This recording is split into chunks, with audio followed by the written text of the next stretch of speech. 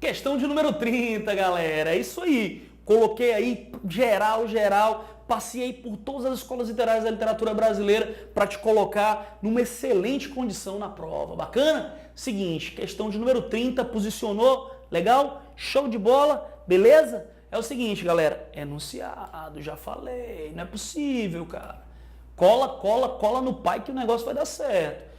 Considerando a época de produção, os traços estilísticos, características de construção e a poética do autor, a composição revela, poxa, está obrigando você a pensar em quem escreveu, no contexto de produção. Quem escreveu foi o Gonçalves Dias, poeta maranhense de Caxias, grande figura da primeira geração da poesia romântica brasileira. 3 tendências: nacionalismo fanista, indianismo e lirismo amoroso. Mulher idealizada, amor platônico. Não esquece. Primeiro, nacionalismo fanista. Depois, indianismo. Por último, lirismo amoroso. Fechou? Massa. Agora vamos lá. Vamos pra cima do texto, entendeu? É pra cima do texto. É pra cima, vamos lá, vamos pra cima. Marabá. Marabá é uma expressão indígena. Você percebe pelo título logo a dimensão indianista. Eu vivo sozinha, ninguém me procura. Tem um detalhe aí pra gente considerar. Essa voz poética é uma voz poética feminina. Esse procedimento era convencional no trovadorismo, nas cantigas de amigo. Portanto, o texto romântico, naturalmente evocando o trovadorismo, ou seja, a Idade Média, tem pontos de contato com a composição medieval, com a cantiga de amigo. Eu vivo sozinha, ninguém me procura. Acaso feitura, não sou de Tupá? Tupá é uma variação de Tupã, referência ao Deus Supremo. Se alguém dentre os homens de mim não se esconde, tu és, me responde, tu és Marabá, tu és filha da mistura. Meus olhos são garços, são cor de safiras, tem luz das estrelas, tem meigo brilhar, imitam as nuvens de um céu anilado, as cores imitam das vagas do mar. Por favor, que a voz poética está se queixando, ela está lamentando o fato de ninguém a procurar. E por que ninguém a procura? Porque ela é mestiça. Isso advém de quê? Esse processo de miscigenação que está sendo apresentado no texto foi consequência de uma violência causada pelos portugueses, pelos colonizadores. Infelizmente, esse processo de violência gerou alguns filhos da mistura. E entre os índios existia um grande preconceito em relação àqueles que eram mestiços. Infelizmente, nós observamos que a voz poética está queixosa, está lamentando a sua condição. Ela é diferente das índias de uma forma geral. Na tribo, ela acaba sendo rejeitada. Se alguns não foge a meus passos, teus olhos são garços, responde anojado com nojo, mas és Marabá. Quero antes uns olhos bem pretos, luzentes, uns olhos fulgentes, bem pretos, retintos, não cor de anajá.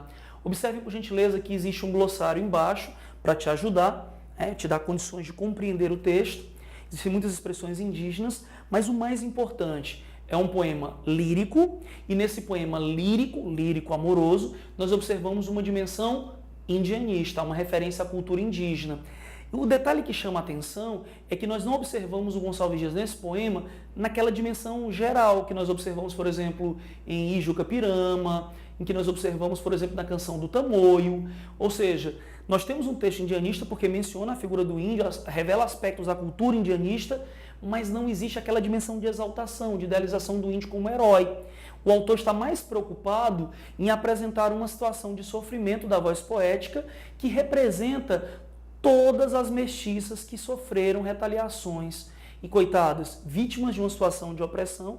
O colonizador branco acabou se relacionando com as índias e, por consequência disso, gerando mestiças, e a garota está sofrendo. O poeta, com fina sensibilidade, se coloca no lugar dessas mulheres marginalizadas e, por consequência disso, constrói um texto lindíssimo em que reflete sobre essa situação limite, sobre esse grave problema. Bacana?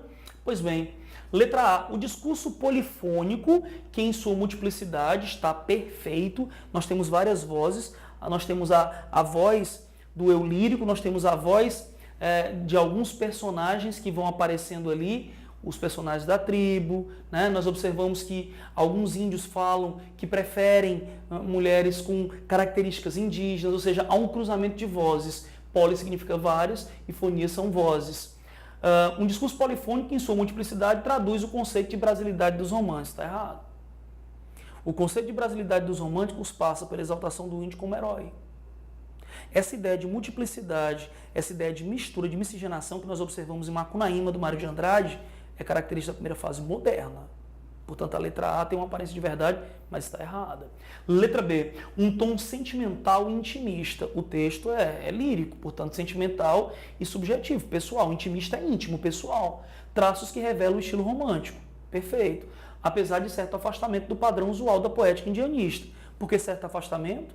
Porque os padrões constituídos pelos autores românticos eram padrões fechados. O indianismo, por exemplo, era voltado para a exaltação do índio como herói, mas no poema em análise nós não temos a exaltação do índio como herói. Nós temos uma referência à cultura indígena e uma situação de sofrimento experimentada pela personagem Marabá.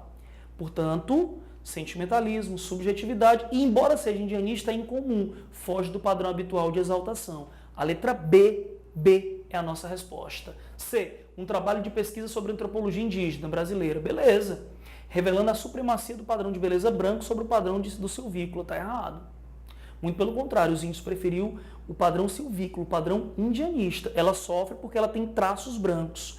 D, uma filiação ao indianismo romântico brasileiro, tudo bem, em sua dimensão mais autêntica. Está errado, porque a dimensão mais autêntica é de exaltação do índio como herói. E a dimensão épica é de exaltação. Foi constituída logo após a independência e continuada exemplarmente na modernidade, em construções que misturam lendas e costumes locais, como verificamos em Macunaíma de Mário de Andrade. Está errado. O nacionalismo romântico é de exaltação, o moderno é de crítica, e o que nós observamos nesse texto? Há o indianismo, mas esse indianismo não está configurado com o propósito de exaltação.